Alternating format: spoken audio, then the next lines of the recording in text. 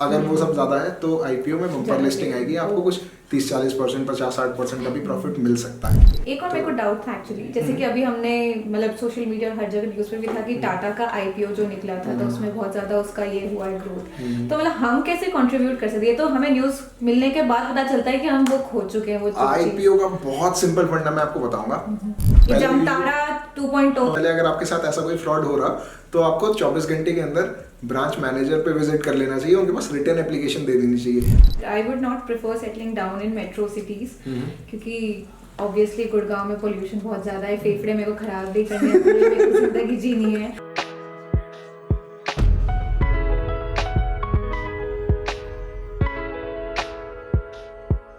Hello guys, welcome back to yet another episode of money mistakes.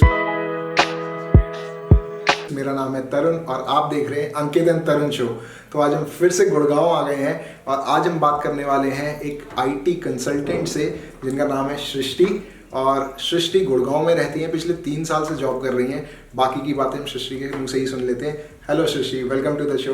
Hello, hi Tarun, I am good, thank you so much for having me. मेरे को बहुत अच्छा लग रहा है, ठंड पड़ी है गुड़गांव में बट ठीक है, सहेलेंगे। पिछले कुछ दिनों से ठंड बढ़ गई है। हाँ, धीरे धीरे, बट मजा भी आ रहा है। आपको ठंड पसंद है या गर्मियाँ ज्यादा पसंद है? नहीं, ठंड ज्यादा पसंद है, खाने को अच्छा मिलता है ना। थोड़ा सा अपने बारे में बताओगे सृष्टि आप मुझे? जी बिल्कुल, मेरा नाम सृष्टि है, मैं हैदराबाद से आई हूँ। So I have done my BTech in Hyderabad in electronics and communication engineering. So I had worked for 1 year इन Amazon. So I've got a good experience in Amazon. बहुत अच्छा supply chain management के ऊपर था.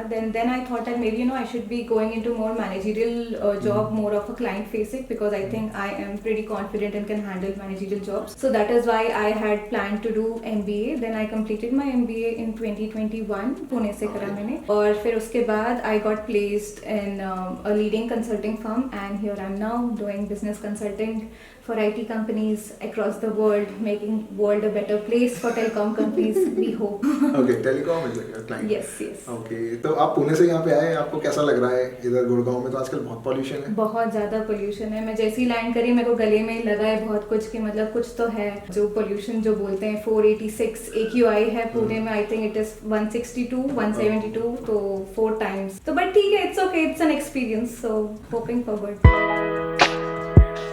तो सृष्टि, अब हम आगे अपना पॉडकास्ट स्टार्ट करते हैं। तो बेसिकली मैं आपसे आपके इनकम एक्सपेंसेस डिस्कस करने वाला हूँ और उसके अकॉर्डिंग हम देखेंगे कि अगर आपको कुछ फिक्स की ज़रूरत है, आप कैसे अपने मनी मैनेजमेंट को और बेटर कर सकते हो। ठीक है, तो आप मुझे अपनी थोड़ा इनकम के बारे में बताओगे कि क्या आपका CTC है, कॉस्ट टू कंपनी, और क्या आपका इन हैंड मंथली आ जाता है post tax? Sure. So my CTC is around 20 lakhs per annum, and मेरा monthly income बनता है 1.3 lakhs per month. That's good enough. और बाकी हम जहाँ पे भी बैठे हैं, ये आपका अपना घर है या रेंटेड है? ये रेंटेड है, मैं रेंट पे रह रही हूँ यहाँ पे। क्या रेंट होता है इसका? इसका 25K per month. 25K which also includes the maintenance part, the maid part and everything. तो 25 के ऊपर आप खाने पीने में, ग्रोसरीज वगैरह में क्या रफली मंथली एक्सपेंडिचर होता है आपका? रफली हमारा हो जाता है 8K to 10K, और जिसमें हम लोग ग्रोसरीज, फिर थोड़ा जोमैटो, स्विगी, थोड़ा वो सब भी ऐड कर देते हैं, तो उन सब को मिला के होता जाता है। तो सृष्टि, आपका ऑफिस यहाँ से कितनी दूर है? 7 किलोमीटर। क्या आप वर्क फ्रॉम होम मॉडल पे काम करते हो या हाइब्रिड है या किस तरह से? नहीं, हाइब्रिड है, वीकली गो ट्वाइस और थ्राइस। कम्यूट कैसे करते हो आप? कम्यूट हम लोग जनरली कैब या ऑटो ले लेते हैं, डिपेंडिंग। तो ऑफिस आपको प्रोवाइड करता है ये पर्सनल? नहीं, हम प्राइवेट, मतलब जो कैब्स एप्लीकेशंस, हाँ जी, हाँ, जो अवेलेबल है उसके थ्रू। ओके, तो उसमें रफली क्या आपका स्पेंड हो जाता है उसमें, ऑफिस कम्यूट में, और बाकी दिनों में भी अगर कुछ कम्यूट होता है तो उन सब का मिला के क्या एक्सपेंडिचर होता होगा? पर डे मतलब टू एंड फ्रो अगर मैं कैलकुलेट करती हूँ तो अराउंड कुछ 150 हो जाता है। तो वो ट्वाइस अ वीक तो मतलब 300, डिपेंडिंग ट्वाइस या थ्राइस, मतलब ट्वाइस ही ले लीजिए अभी, तो 300 हो जाता है पर वीक, तो मतलब पर मंथ फिर हो गया 1200। हाँ, उसके ऊपर थोड़ा बहुत और इधर उधर जाने का, मार्केट तक जाना है। हाँ, कभी कभी मार्केट मतलब एक्स्ट्रा, और अगर सपोज हमें कभी वीकेंड्स पे खुद से सब्जी लेने जाना है या खुद ग्रोसरी कुछ करना है, शॉपिंग वॉपिंग, तो तब उसमें भी थोड़ा 40 रुपीज या 50 रुपीज लग जाता है। 3-4 हजार का, 1500 आप मान लो। हाँ, अच्छा, हाँ ठीक है, 2000 मान सकते हो। 3-4 हजार का एक्सपेंडिचर है आपका ट्रैवलिंग में। तो सृष्टि, आपका टोटल एक्सपेंडिचर जो नेसेसिटीज पे आप करते हो वो रफली 38K के आसपास है, अपर एंड 40,000 मान लेते हैं। तो ये तो आपका काफी अच्छे तरीके से मैनेज हो रहा है, क्योंकि करीब 30% of your in hand salary है, तो ये this is pretty good.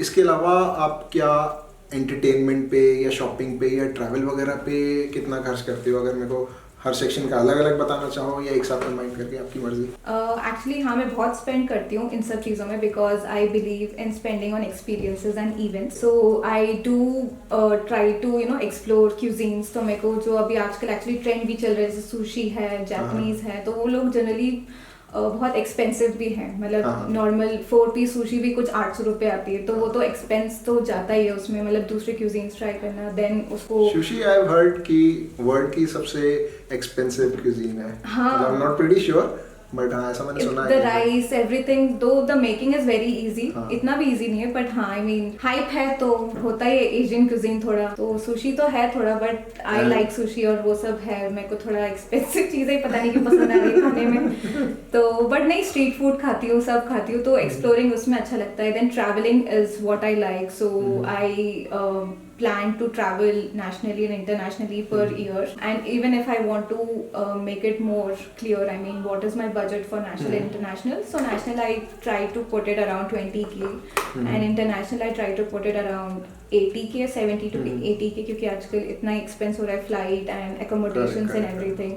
Based on that, this is what I plan my finances to be around on my experiences, events, and apart from that अगर कोई gigs हो रहे हैं, कोई shows हो रहे हैं, stand up comics जो आते हैं, या कोई भी शोज होते हैं, तो उसमें मेरे को जाने में बहुत अच्छा लगता है. तो ट्रैवलिंग पे आपने मेरे को बताया कि इंटरनेशनल और डोमेस्टिक ट्रैवल में आके रफली 1 लाख पर ईयर, जो कि हम राउंड फिगर करके 10,000 पर मंथ मान लेते हैं. और एक्सपीरियंसेस पे, eating out and all these things और गिग्स वगैरह जो आपने बताया, उस पे रफली क्या मंथली एक्सपेंस 5k बोल दो, 5k टाइप्स. ठीक है, तो 15k इस पूरे सेक्शन का मिला के हो जाएगा, which makes it to around 53 to 55,000 per month. काफी अच्छी तरीके से आप मैनेज कर रहे हो. अब अगर हम इन्वेस्टमेंट्स वगैरह की बात करें, तो कितना आप कंफर्टेबल हो, कितनी इन्वेस्टमेंट्स करते हो, खुद से करते हो, नहीं करते हो, क्या है, थोड़ा बताओगे मेरे को? नहीं, मैं करती हूँ इन्वेस्टमेंट्स. मेरे फादर मेरे को बहुत गाइड करते हैं इन्वेस्टमेंट्स के ऊपर. So I have invested in NPS, then I have a health insurance. NPS में आप 50,000 करते हो या उससे ज़्यादा करते हो? 50,000 करते हो. हाँ जी, हाँ. और हेल्थ इंश्योरेंस भी है मेरा, टर्म इंश्योरेंस भी है मेरा. तो I had also taken 10,000 apart for SIPs as well. But अभी SIP मैंने होल्ड पे रखा है क्योंकि मैंने term insurance, health insurance recently लिया था. तो मैं थोड़ा अभी फिर से मैं शुरू करूंगी. I plan to do it again, but I was doing it last year in 2 SIPs. एक 5k का था, एक 6k था, एक टैक्सेबल, एक नॉन टैक्सेबल था. अभी it's just these 3, NPS, health insurance and term insurance. तो आपने जो इंश्योरेंसेस का मेरे को बताया कि आपने SIPs रोक के इंश्योरेंस किया, तो इंश्योरेंस का आपका क्या मंथली बेसिस पे पैसे कटते हैं या एनुअल कटता है? पर SIP तो जो आप करते होगे वो आप मंथली बेसिस पे करते होगे ना? मंथली बेसिस पे करते हैं. तो आपने वो क्यों रोकी? मतलब मैं समझ नहीं पाया. मैं इसलिए नहीं कर पाई क्योंकि बहुत सारा उस दिन एक्चुअली वो मंथ में बहुत ज्यादा मैं प्लान कर रही थी, विच वाज फरवरी और मार्च का जो मंथ था, बिकॉज बिफोर टैक्स को सबमिट करने का था. सो मार्च में मेरे बहुत सारे जा रहे थे. तो इसलिए मैं फिर डर गई थी कि रुको अभी थोड़ा ना पहले इस पे निपटा लेते हैं, फिर SIPs फिर से स्टार्ट कर सकते हैं. छूट गई तो छूट ही गई है तब से. तो वो बहुत सारे जब पैसे जब जा रहे होते हैं ना बैंक अकाउंट से, तब लगता है नहीं यार थोड़ी तो वो थोड़ा एक आता है एक साइकोलॉजिकल इफेक्ट, नहीं थोड़े पैसे बचा लो यार, थोड़ा बाद में. SIP तो कभी भी शुरू कर सकते हैं. वो एक क्या बोलते फ्लेक्सिबिलिटी है. ये गया तो गया टाइम, और मेरे को सबमिट करना था बिफोर अप्रैल, सो इसलिए मैंने फिर करा. तो अभी पर आपकी कोई SIP नहीं है? नहीं. यहाँ पे एक मेरी तरफ से सजेशन रहेगा आपको कि थोड़ा सा आप अपनी इन्वेस्टमेंट्स को बढ़ा लो, क्योंकि आपकी इन्वेस्टमेंट सिर्फ NPS में that is also very minimum 50,000 जो है ना, उससे आप अगर लॉन्ग टर्म में देखोगे, जब आप रिटायर हो रहे होगे ना, तो एक्चुअल जो वो प्रोडक्ट है वो पेंशन के लिए प्रोडक्ट है. ठीक है, आप अभी उसको टैक्स पर्पस के लिए यूज कर रहे हो, पर उससे इवेंचुअली आपकी पेंशन जनरेट होगी. और 50,000 आप साल के आज दे रहे हो, विच इज 4,000 पर मंथ के आसपास. ठीक है, तो उससे सोचो आज का 4,000 है, आज से 30 साल बाद या ऐसा कुछ, वो कितना 1,000-2,000 टाइप का रहेगा. तो उससे कितनी ही आपकी पेंशन जनरेट हो पाएगी? वो रफली 4,000-5,000 उस टाइम के अमाउंट की आसपास होती है. ठीक है, इन्फ्लेशन भी अलग से. हाँ, तो उस टाइम पे तो 5-6,000 में कुछ भी नहीं आने वाला है. तो ये आपका सिर्फ टैक्स पर्पस से आप कर रहे हो. तो इवेंचुअली मैं इसको भी इन्वेस्टमेंट में कंसीडर नहीं करता. ठीक है, क्योंकि सिर्फ टैक्स बचा रहे हो इससे. तो इन्वेस्टमेंट्स आपको स्टार्ट करनी चाहिए. आपके पास सैलरी में एक अच्छा खासा बफर बचा हुआ था, रफली 60% के आसपास का बफर था, तो उसको आप यूज करो. एटलीस्ट आपकी इनकम का, इन हैंड सैलरी का 20% तो आपको इन्वेस्टमेंट स्टार्ट करनी चाहिए. क्योंकि आप बिगनर हो, आपको भी स्टॉक्स वगैरह का उतना आइडिया नहीं होगा, तो आई वुड सजेस्ट कि आप म्यूचुअल फंड से स्टार्ट कर सकते हो. और उसमें भी क्योंकि आप अगर रिसर्च करने में डिले करोगे तो उससे बढ़िया आई वुड सजेस्ट कि आप इंडेक्स फंड से स्टार्ट कर सकते हो, ठीक है। उसमें एक्सपेंस रेशियो बहुत कम होता है और इंडेक्स फंड्स क्या करते हैं, जो टॉप की इंडिया की कंपनी है, अगर आप इंडिया की ग्रोथ पे बिलीव करते हो, जो कि अभी आपने सुना होगा कि 4 ट्रिलियन की इकोनॉमी हो गई है, ठीक है, तो अभी हम 4th लार्जेस्ट इकोनॉमी है, ठीक है, और हम 3rd लार्जेस्ट इकोनॉमी भी बनने वाले हैं बहुत जल्दी, अगले 1-2 साल में। तो अगर आप इंडिया की ग्रोथ पे बिलीव करते हो तो आप इंडेक्स फंड में इन्वेस्ट कर सकते हो।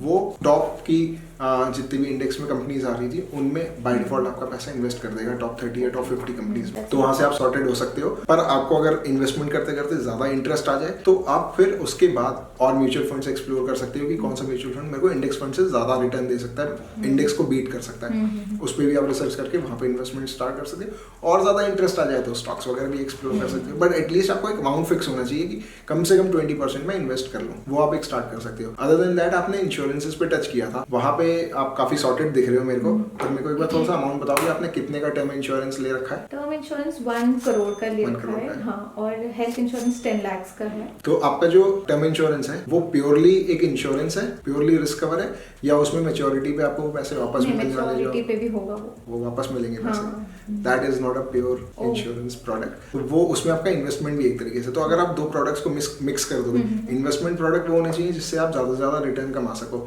यहाँ अगर आपको ये पैसे वापस देंगे तो ऑब्वियसली आपको उतना बढ़िया रिटर्न नहीं मिलेगा। एंड आई थिंक तभी आपने इस प्रोडक्ट को इन्वेस्टमेंट में काउंट किया था कि ये मेरी investment, that's not an investment. आप उसको प्योरली इंश्योरेंस प्रोडक्ट रखो। जितना आप अभी प्रीमियम देते हो ना 1 CR का, अगर आप प्योर इंश्योरेंस लोगे, टर्म इंश्योरेंस, तो वो उसके हाफ प्रीमियम पे मिलेगा आपको उसमें कुछ भी पैसे वापस नहीं मिलेंगे मैच्योरिटी पे।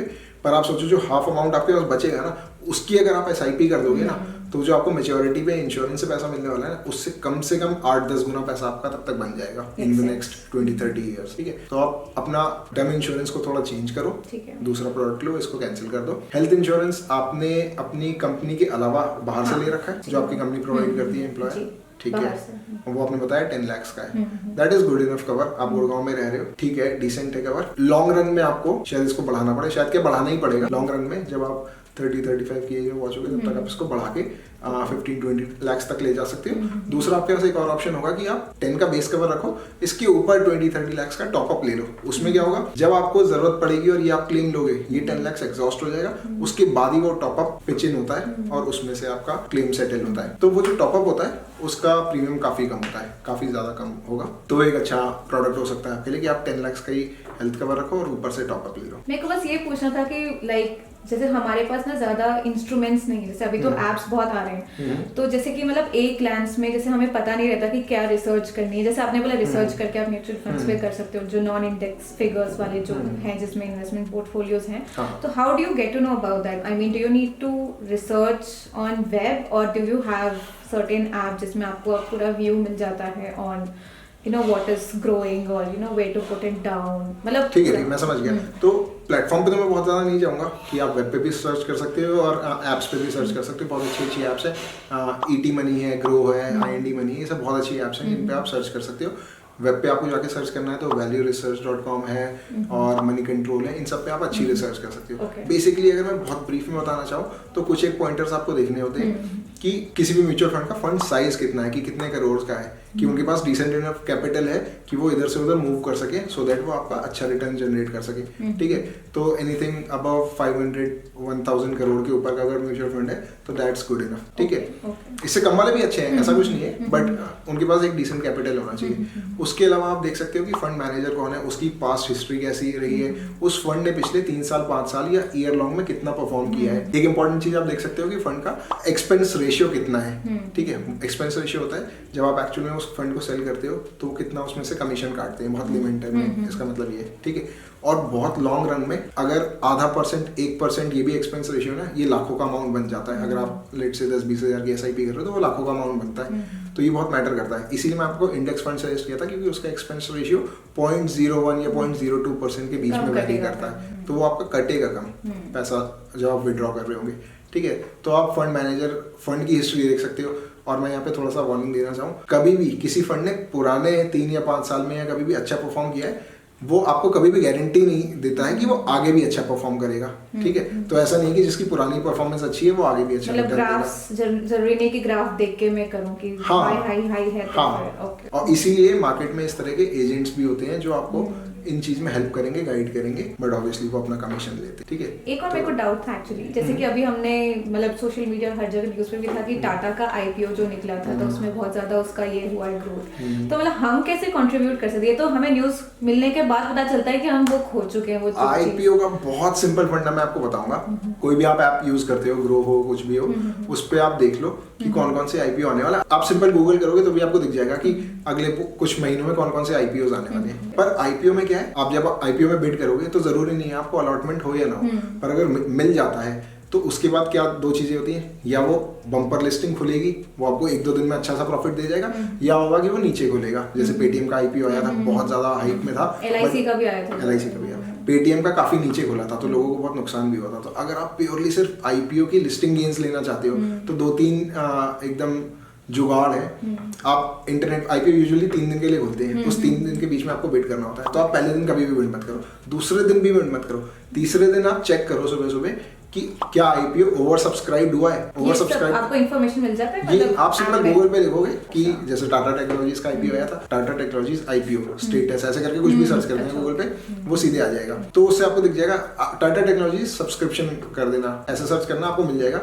तो आपको पता चल जाएगा कितना ओवर सब्सक्राइब हुआ है। फिर आप उसमें ये भी बाइफरकेशन देख सकते हो कि रिटेल इन्वेस्टर्स ने कितना ओवर सब्सक्राइब किया है और एचएनआईज या जो बाहर के इन्वेस्टर्स है उन्होंने कितना ओवर सब्सक्राइब किया है। तो उससे आपको पता चलेगा। जैसे टाटा टेक्नोलॉजीज में अप्रोक्सीमेटली 64 टाइम्स ओवर सब्सक्राइब हुआ था या 66 टाइम्स, जिसमें से रिटेल इन्वेस्टर ने सिर्फ 2-3 टाइम्स ओवर सब्सक्राइब किया था, पर एचएनआईज का पैसा बहुत ज्यादा था और इंस्टीट्यूशनल इन्वेस्टमेंट, यानी कि बाहर के लोग काफी ज्यादा बिलीव कर रहे हैं इस पे, है ना। तो वो एक स्ट्रॉन्ग आपको हिंट मिली कि ये जब खुलेगा तो इसमें अच्छा आपको लिस्टिंग गेन्स हो सकते हैं, है ना। फिर आप तीसरे दिन अगर आपको ओवर सब्सक्राइब दिखे वो, ठीक है, उसके बाद आप एक नेक्स्ट चीज चेक करो कि मैं ग्रे मार्केट प्राइस चेक करूं। मतलब गूगल पे आप लिखो Tata technologies grey market price, ठीक है, तो ग्रे मार्केट प्रीमियम, सॉरी, तो वो ग्रे मार्केट का आपको प्रीमियम दिखाएगा। जैसे टाटा टेक्नोलॉजी का 500 रुपए का आईपीओ आया था, उसमें दिखा रहा था 375 रुपीज का आपको ग्रे मार्केट प्रीमियम मिलेगा।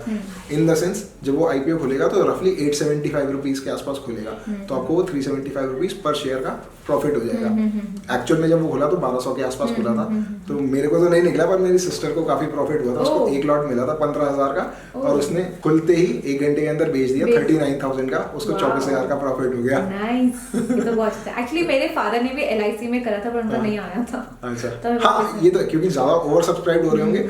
कोई भी आईपीओ ओवर सब्सक्राइब हो रहा है तो इसका मतलब है बहुत कम चांसेस आपको मिल पाएगी। सबको तो दे नहीं सकते हो, एक लॉट सबको दे देंगे तो भी काफी सारे लोग तो बच ही जाएंगे। बट ये बहुत बिगनर का मैंने बहुत बेसिक सा वो दिया है कि ये 2 चीज, ग्रे मार्केट प्रीमियम और ओवर सब्सक्रिप्शन, आप चेक कर लो। काफी ज्यादा रामबाण है कि अगर वो सब ज्यादा है तो आईपीओ में बम्पर लिस्टिंग आएगी, आपको कुछ 30-40%, 50-60% का भी प्रॉफिट मिल सकता है। तो अब हम आपके अगर गोल्स वगैरह के बारे में जानना चाहें तो आपको आपने कुछ गोल्स वगैरह बना रखे हैं या कुछ प्लान कर रहे हो, कुछ मेरे को बताओगे? हाँ जी, बिल्कुल, गोल्स तो हैं, सबके ही होते हैं। और मेरा अभी शॉर्ट टर्म गोल है, लॉन्ग टर्म तो मैं अभी फिर भी डिसाइड कर रही हूँ, बट अभी शॉर्ट टर्म गोल मेरा है कि मेरे को एक कार खरीदना है। अभी इमीडिएट गोल आप बोल सकते हो। कब तक लेने का प्लान कर रहे हो? 1 साल 2 साल या और जल्दी? 1-2 साल में। 1-2 साल में लेना चाह रहे हो। और कौन सी गाड़ी लेना चाह रहे हो? वैसे तो मेरी फेवरेट MG एस्टर है, ऑटोमेटिक वाली। मतलब मेरा रेंज वही है 15 to 18 लाख। 15 to 18 लाख, ठीक है। तो अगर हम टिपिकली 20% डाउन पेमेंट की बात करें तो रफली 3.5 लाख से 3.8 लाख या ऐसा कुछ आएगा, है ना। तो आपके पास अभी डाउन पेमेंट का जुगाड़ है? जुगाड़ सब है। अरे पापा भी है तो है, तो जुगाड़ तो है। हाँ, ठीक है। तो अगर आपको 20% से ज्यादा का भी डाउन पेमेंट का जुगाड़ हो तो आप उसकी तरफ भी जा सकते हो। मे बी आप लोन टेन्योर 5 साल की जगह 4 साल करना चाहे कुछ, सो दैट आप उस लोन की बर्डन से जल्दी फ्री आउट हो सको। क्योंकि आपने जैसे मेरे को बताया कि आपको चीजें एक्सप्लोर करने का काफी शौक है, तो मुझे लगता है कि आप जितनी जल्दी लोन खत्म कर दोगे ना, उतना आप ज्यादा फ्री फील करोगे और चीजों को एक्सप्लोर करने पे आप अपने पैसों को सही जगह पे लगा पाओगे। मेरे को ट्रैवल करना है, मेरे को और एक्सपीरियंसेस करने हैं, कुछ नई स्किल्स एक्वायर करनी है, कुछ भी, तो उसमें बहुत फायदा होगा आपको। ठीक है। और कोई लॉन्ग टर्म कोई गोल है कार के अलावा? लॉन्ग टर्म तो है वैसे, मतलब जैसे कि हाउस खरीदने का या जैसे भी है, but I would not prefer settling down in metro cities, क्योंकि ऑब्वियसली गुड़गांव में पोल्यूशन बहुत ज़्यादा है, फेफड़े मेरे को खराब भी करने हैं, मेरे को ज़िंदगी जीनी है। तो I plan to settle down somewhere in tier 2 cities, और वहीं पे मैं सोच रही हूँ कि मतलब वहाँ पे एक्चुअली कम थोड़ा ये भी रहेगा, क्या कहते हैं, कॉस्ट। हाँ, तो उसके रेंजेस भी कम होंगे, एक्सपेंसेस भी कम होंगे। तो मैं मतलब ये सोच रही हूँ कि जान भी बचानी है और पैसा भी बचाना है, तो थोड़ा टियर 2 में चले जाओ। आजकल हर जगह स्मार्ट सिटीज हो ही रहे हैं, तो yeah I think I am planning to do that in a long term 10-15 years down the line tier 2 move करना चाहते हो। पर अगर मान लो वहाँ पे आईटी सेटअप नहीं हुआ,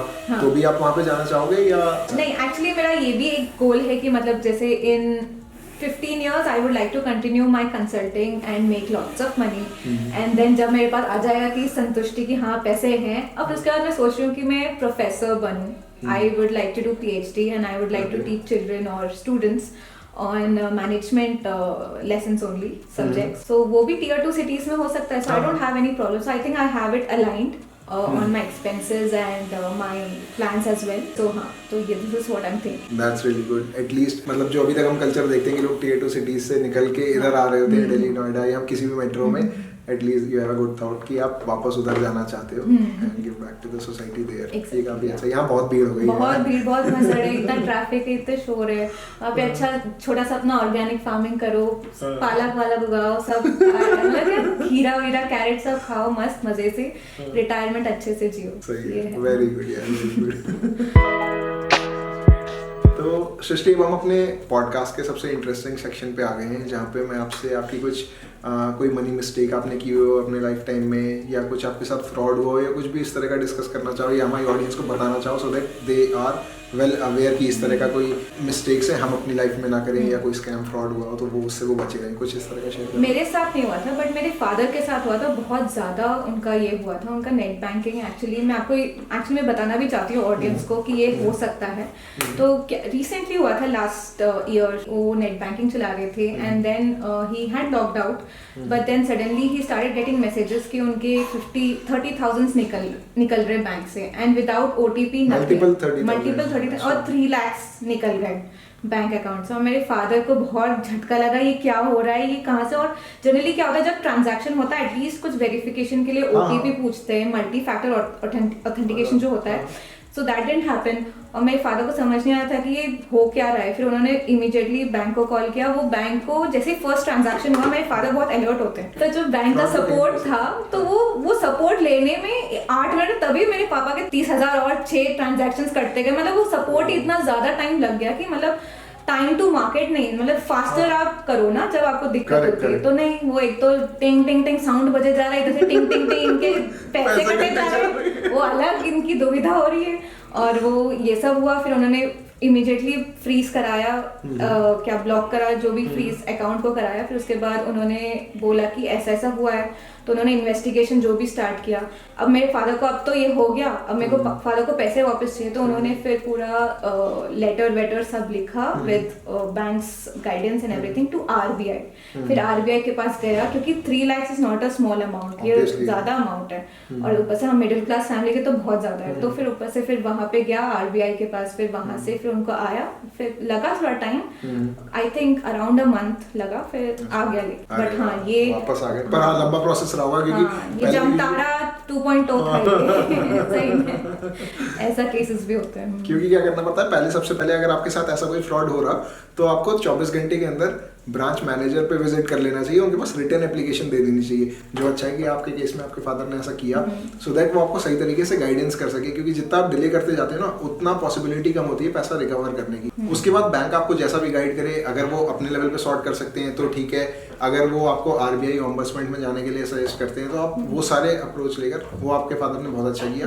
बट मुझे पता है इसमें एक क्या चीज़ लग रही है कि आजकल जब से व्हाट्सएप आया है ना, तब से मैं तो पर्सनली व्हाट्सएप के अलावा और कोई मैसेज चेक नहीं करता। टेक्स्ट मैसेज मैं देखता ही नहीं हूँ। एटलीस्ट हमारी जो ओल्डर जनरेशन है, वो एटलीस्ट अभी भी टेक्स्ट मैसेज देखती, मैं कभी भी नहीं देखता। अगर मेरे साथ कभी ऐसा स्कैम हो जाए तो I am really not sure we miss out on those messages. हाँ, कि वो मैसेजेस तो मैं कभी देख ही नहीं पाऊंगा। मैं व्हाट्सएप, मेरे को कोई व्हाट्सएप भेजेगा तो मैं देख लूंगा, शायद मैं वो भी 2-2 दिन बाद देखता हूँ। और वो टाइम भी बहुत ऐसा था, ट्रिकी टाइम था वो, तब हो भी रहा था 12 बजे। जनरली हम लोग तो चलो जगे होते हैं, बट जो हमारे ओल्डर जनरेशन वो तो सो जाते हैं, बट फॉर्चुनेटली मेरे पापा जगे हुए थे OTT के कारण, but हाँ पर एक लर्निंग जरूर है कि हमें हाँ, एक्सपेंसेस भी चेक करने चाहिए, बिल्कुल। हर थोड़े टाइम में कभी चेक कर लेना चाहिए। ईमेल्स भी आते हैं वैसे तो, हाँ अगर आपके बैंक से है। हाँ ऑब्वियसली वो भी है। बहुत अच्छा लगा सृष्टि आपसे बात करके, काफी अच्छे एक्सपीरियंसेस आपने शेयर किए, काफी आपके जो गोल्स हैं काफी रियलिस्टिक लगे मेरे को कि आपको गाड़ी लेनी है पर आगे कोई बहुत ज्यादा हाई फाई नहीं है, Tier 2 में जाके रहना बहुत सही है। बहुत मजा आया आपसे बात करके। आई एम प्रीटी श्योर कि ऑडियंस ने भी कुछ अच्छा इसमें सीखा होगा, जो आपके एज ग्रुप के हैं, जो आपके टाइप की जॉब प्रोफाइल में एटलीस्ट वो समझ पाए होंगे कि हम किस तरह से अपने फाइनेंसेस और बेटर तरीके से मैनेज कर पाते हैं। डेफिनेटली यस, हमें चाहिए थोड़ा ज्ञान एक्चुअली बाकी मैं अपने व्यूअर्स से कहना चाहूँगा कि अगर आप भी चाहते हो कि हम आपके शहर में आए, आपके घर पे आए और इसी तरह की वीडियो रिकॉर्ड करें जिसमें आपको कुछ गाइडेंस चाहिए अपने फाइनेंसेस, पर्सनल फाइनेंसेस से रिलेटेड, वो हमको दे सकें, कुछ और चीज़ें भी डिस्कस कर सकें आपके बारे में, आपके पर्सनल फाइनेंस, आपकी बजटिंग, फैमिली प्लानिंग, रिसेशन वगैरह सबके बारे में बात करेंगे, तो गूगल फॉर्म का लिंक है डिस्क्रिप्शन में, उसे ज़रूर भर दें and somebody from our team will get back to you. Thank you so much Srishti. Thank you so much, thank you.